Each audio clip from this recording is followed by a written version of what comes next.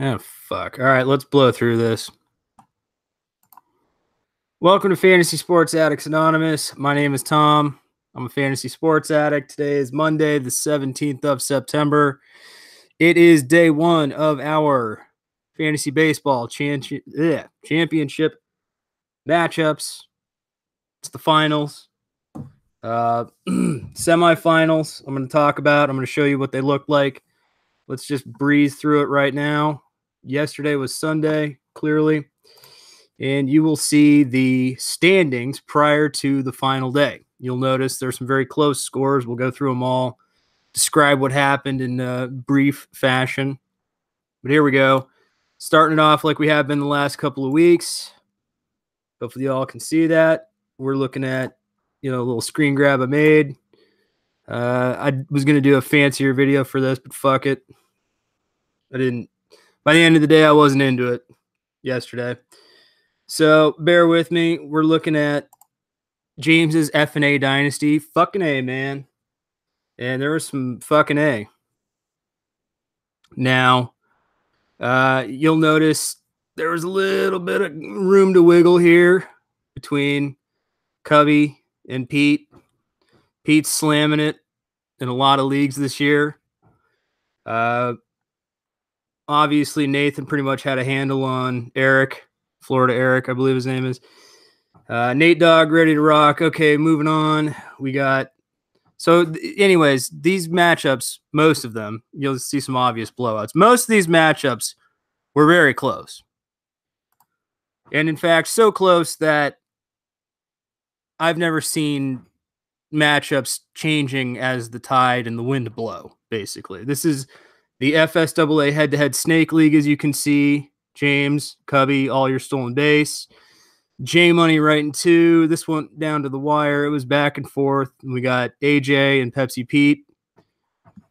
Now we got FSAA Dynasty Baseball. This is, not a home league, but this is pretty much like, here's JD kind of killing me. Team sort of came back. We'll talk about that later. Andrew, obviously, on Fantasy Aid Autopilot. Cubby, Max Bets, first. Here we go. I'm not going to ruin the back and forth of this.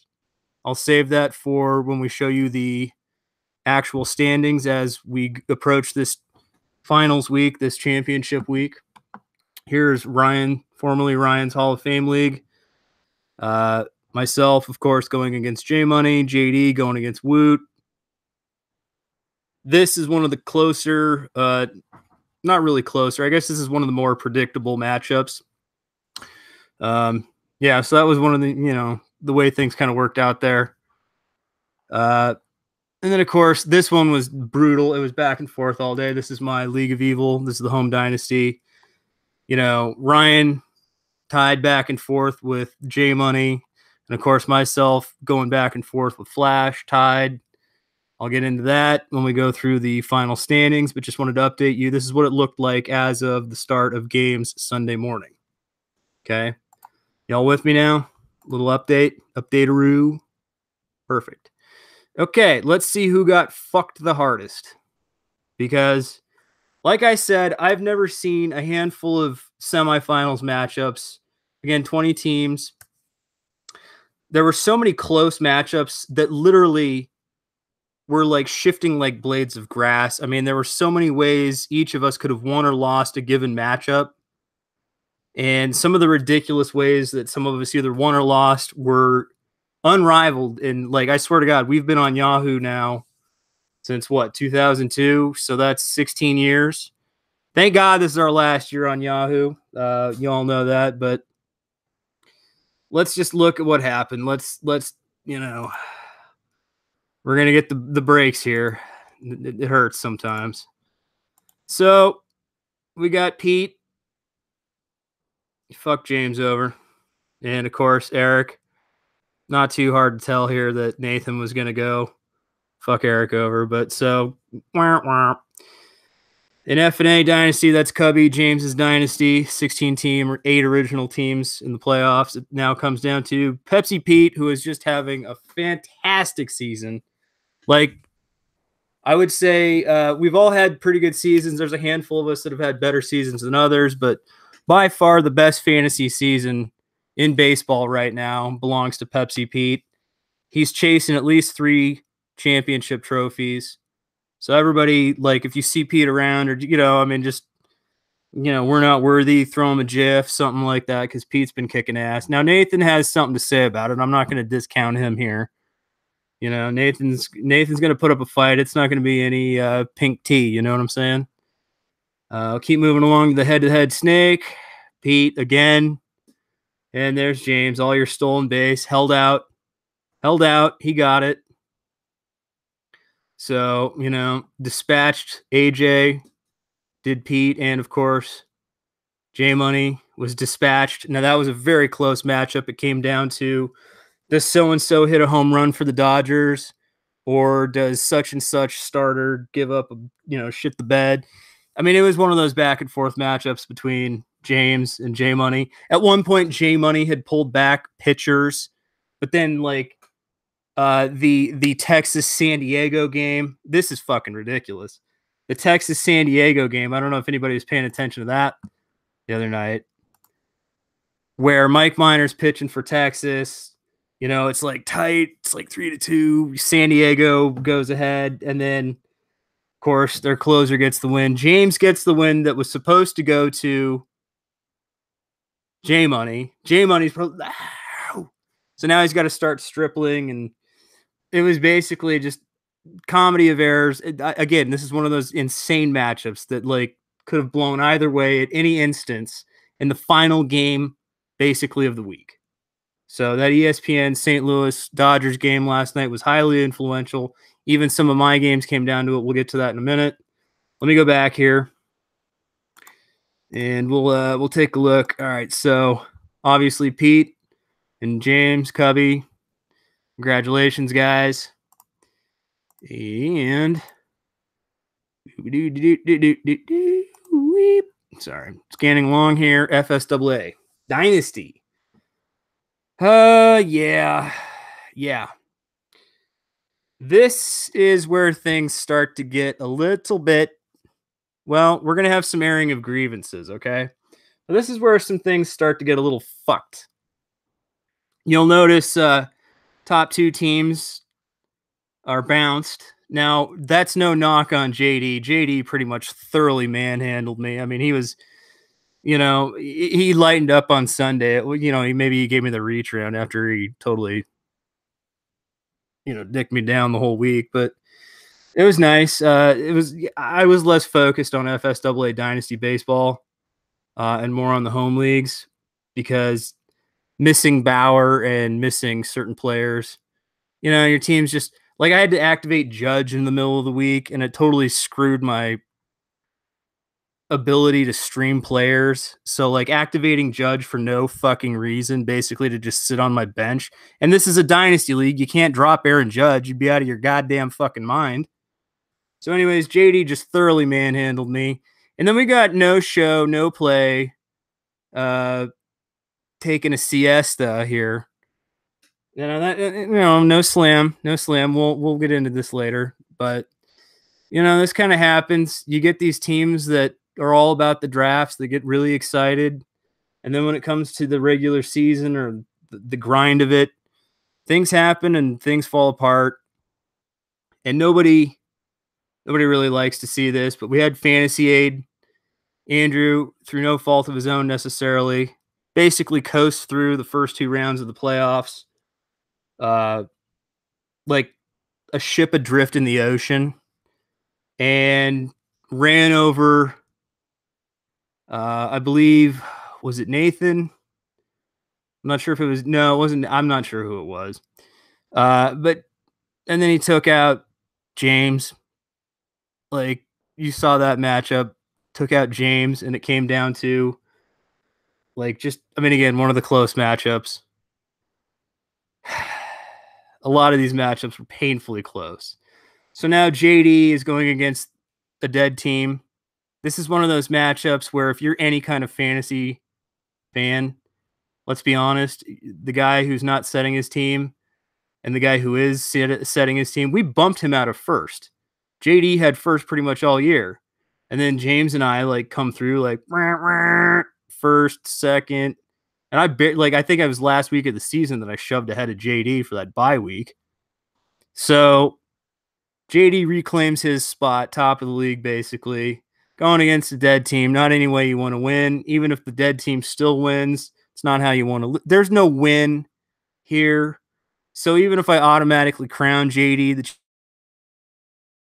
and we're going to get into that later, just a few minutes from now when we air grievances. All right, Hall of Fame. This is Ryan's former Dynasty League. We had, some tough matchups. Woot and, Woot's over here, and J Money, they were eliminated. It's now down to myself and JD in 2 championship matchups. Pepsi Pete in 3, if you count the Roto.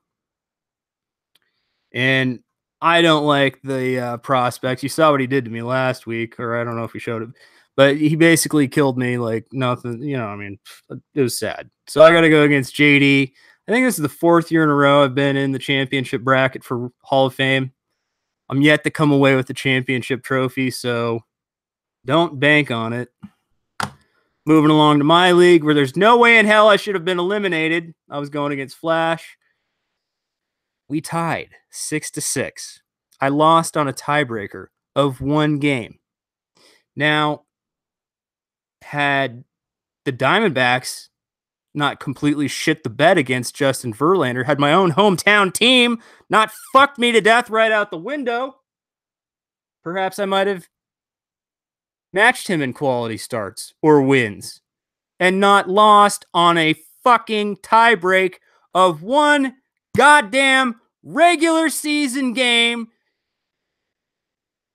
in the first part of the year. I think I lost or didn't win two matchups in however many weeks. One was to Flash. Okay. I think it was 8-4. Early part of the season. My team wasn't fucking warmed up yet. I had guys on the DL, like not playing. It was one of those situations, right? Whatever. It's head to head. Fuck it. And then, of course, I beat him the next time we played towards the end of the season. 7-4. Well, 8-4, 7-4, defaults to. Now, never mind. I sat in first place the whole season, had the #1 record and every other goddamn thing. And the tiebreak comes down to a stupid in-season matchup by 1 game. And the stats are apart by like goddamn mere hundredths of a percentage or 1 of something. But that's it, again, my ego does not hinge on moving past the semifinals. But we know how much I wanted the clone gold. Anyways, Flash and Ryan. Now, this matchup, had it been, Tom, the Doors against Ryan, this would be the loudest matchup. We would be live streaming every night, Tom and Ryan. I'm pretty sure Ryan's going to beat Flash. I'm calling Ryan the winner of my league. Just to jinx him, maybe. We both wanted that matchup pretty bad, though. So that's where it stands. Congratulations to, the other, I guess, it's not 9, but I don't know, however many of you that moved on, plus myself, pat ourselves on the back. All right, let's air some grievances. Okay. We've had in the past couple of years. Oh, wait. First, I want to throw one more thing out there. Not grievance related. Pepsi Pete. I briefly mentioned it before. This guy has a chance to do something that's only been done, every time FSAA has done a baseball league. Pete is in line to take FSAA head-to-head redraft and FSAA Roto redraft. He's got Roto. He's ahead by 30 points this late in the season. But we got that head-to-head where he's going against James. James has done it once. I believe JD did it once. Now, Pete, you are in elite territory, okay? Now, I want to say this, too, in relation to that. We have a lot of really elite managers and some pretty good managers. We've got four things, and this, I'm gonna maybe highlight these separately in a different video or relate them to, one of our rules is always friends and family, not in fantasy leagues. And some of these addicts have been around, and we're so close to them that they're almost friends and family now. And maybe this is where it's starting to play in, because these leagues are very competitive. But we've had a lot of problems lately, and I'm not the only one to say this. I'm speaking this on behalf of the people who are perhaps fed up with some of the problems, who have noticed the problems and not said anything themselves. We have a chance here switching to Fantrax, which we are definitely guaranteed doing. The basketball leagues are on Fantrax. They're all there already, right? Football's there. We only did one league, but, it wasn't that year. And, of course, next year's baseball is going to be there. What I need is new blood, fresh meat. We're going to get it. It's going to be great. And the reason why this is because things have become too stagnant. We've become too complacent with certain things. There's probably four main things. And I think at least 2/3 or 3/4 of these problems have sort of been sorted out. But we'll see as a little bit more time goes on. And I promise you, we will sort them out. One, we've had a lot of, the last couple of years. I mean, again, this all ties to certain things like absenteeism, friends and family. But basically, I'm picking up my ball and I'm going home.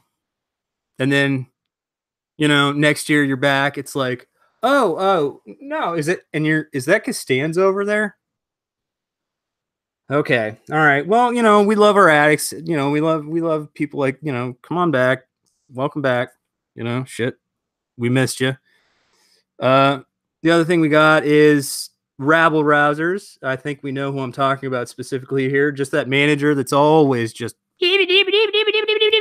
running his mouth about everything, talking trash about everything, like boasting his own shit. We're talking about Tris, okay? The drama that has been Tris for the last several years, we cut that shit like a fucking tumor. Like, there's no way in hell I will ever let him in any of our leagues ever again. If he invites you to a league and you choose to join it, that's your fucking prerogative. I can't tell you not to join his leagues. I can tell you that I know who he is, and I know Disciples of Base and Tris suck. They're annoying people because it's almost like multiple personalities. But the thing is, they all tie together when the PBR starts flowing. And yeah, you don't need that drama in your league. You don't want to be in a league with that drama. And he calls himself an organizer. He doesn't. He disorganizes. He creates chaos. All he has ever been to any of our leagues was cancer. And good riddance to that cancer. So like I said right there, problem solved. And like I said, a lot of these problems are not specifically coming from me. They're things I've heard from other managers. They're things I haven't heard from other managers. Some managers have heard these things, told me. I'm not privy to all the whispers. I know not everybody's going to come to me and be like, it's really fucking pissing me off about your leagues. I get it, like nobody's going to but certain circles stop. It's fine. It's one of those things, right? But the other thing we got is just general laziness and the tanking. Let's just call this the Brawny quotient. This 1/4 of the pie. The problem is Bronson. Bronson, that doesn't say you're a bad manager. That doesn't say anybody doesn't like you. But the tanking has become old. We're going to get rid of that. You're going to do better. Your teams are ready to rock. The 2020 thing actually wasn't that far off. But it's time to get serious. You've been in these leagues long enough. The turnaround time, as you've seen from other managers, isn't as long as you're tanking. You're taking. But you know what I'm saying? And I hope that we're on the same page, everybody who's talked to Bronson, myself included. So hopefully that assuages some fears or concerns for other managers. And the fourth thing is drop-off and sabbaticals, vacations, just absenteeism. Like I said, there's managers that love the thrill of the draft. They get all excited preseason, but just the grind of the season isn't for them, or through other issues, it just seems like it's a perennial habit that they just drop off or disappear or just disappoint. It's not just Bronson that's not making moves. We got other managers that are like, all right, I'm here. Woo, preseason. Yeah, I'm writing articles. I'm doing stuff. And then the drop off happens. And without naming names, there are several. There are some that are more prolific than others. You know, again, the yearly sabbatical situation where it's like, well, I guess I'm done. And when like if you can't commit to playing your team in the playoffs when it should be the most exciting, most like joyful experience probably that you have going. I mean, again, a lot of our lives are work, work, work, kids, kids, kids, or just school, school, school, bullshit, bullshit, bullshit. This is our distraction. This is our hobby. This is our fun time, right? If anything that should bring you up, it's being in the fantasy playoffs. And if you can't even muster the inner courage, the inner strength, just the wherewithal to like glom onto that and just play your teams and set your lineups, nobody wants to play a team like that. Nobody wants to win by default or lose by some bullshit skated through shenanigans. So going forward, I would suggest that if you aren't able to make the season-long commitment, nobody's going to hold it against you. Nobody has any grudge against you. But just maybe don't make the jump to Fantrax. And it's not that we don't love you. It's not that nobody's going to ask questions. I'm not going to say anything about anybody. But if you choose not to renew team ownership in the league, don't worry. There's always going to be a replacement, and not in a shitty way. Not like, fuck you, you're gone. Because you'll know if it's fuck you, you're gone. But seriously, if you just can't make the year-long commitment and, you got a lot of other shit you got to take care of or shit that's more important, we all get it. Nobody will judge. Nobody had just take care of that. And then you can always be like, hey, hit me up. I'm back. Like Angry Mets fan Joe did this. He's like, a couple years off. We brought him back. It didn't work. We kicked him out. Like it got dicey. Like 2 years later, he's like, hey, I want to dabble in some just no Dynasty. Let me get one redraft football league in just to get my toes wet again. It's been a couple of years. Okay. Yeah. Redraft's a great way. Yeah. Come on in, see how it is. Test the waters, some of these managers from before, so it could be something like that. It doesn't have to be this whole big dramatic blow up, but we want these leagues to be as competitive as possible. And when we have some of the most competitive managers any of us have ever seen, and we're in industry leagues and we can get industry people in our leagues, it's just one of those things where, I don't want my best managers, myself included, unenthused about who we have to play or what the season's going to hold when so-and-so disappears or whatever such and such happens. So my commitment to you, it's like Uber, except I'm the same CEO. I'm recommitting to giving you guys the best leagues possible. We're going to vet our people, see who's coming in here. It's merit-based, not just everybody gets a jobby job, whatever. How about that? We're going to make sure we got the best leagues still. And that's what happens every few years. Switching to Fantrax will give us that fresh blood, new blood. Matter of fact, I got an email from one of our Dynasty basketball managers asking me to renew one of our leagues. Well, I already have. It's on Fantrax. And guess what? You're one of the worst managers. You've performed the worst through 8 years or so now. You're not invited back. New blood coming in. Guys like Pepsi Pete, whoever it is. I got managers. I got blood. I got meat. New. All right, so congratulations, everybody who's moved on. That was a lot of opining and airing of grievances, but I combined two videos, essentially. Coming up next, I'm doing my first mock draft of the basketball season. I'm doing Josh Lloyd's Red Rock. I believe it's 12 teams. I'm not sure.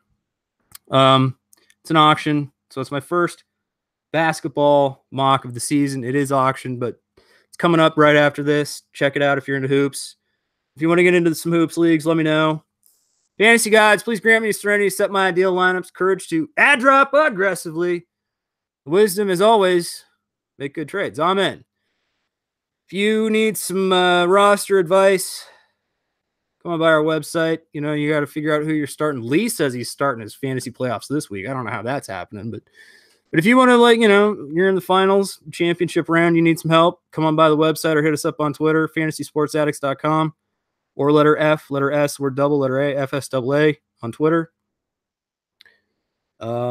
yeah, see what we can do. And again, hit me up if you want to get into some basketball leagues. Good luck, everybody. Good luck, me. Don't cry if you can't win, because this honestly has been one of the best fantasy baseball seasons we have ever had. Most competitive. I mean, for instance, going against Flash in my own league, I had one last chance. I couldn't pick up wins. I couldn't pick up quality starts. But Flash kept Bud Norris in the game. Now, had the trainer not noticed Bud Norris had a blister, I might have been able to beat Flash by picking up a few points on WHIP or a few points on ERA. God forbid. No, one batter. It was already going well for me. No, we're going to pull Bud Norris. That's how close some of these games came down to. The ties, the nonsense. It's brutal. That's how good these leagues are. You should all be proud, even if you didn't get into the championship round. Get ready for basketball if you're into it. And if not, just gear up for more baseball. See you guys next time. Thanks for chilling out.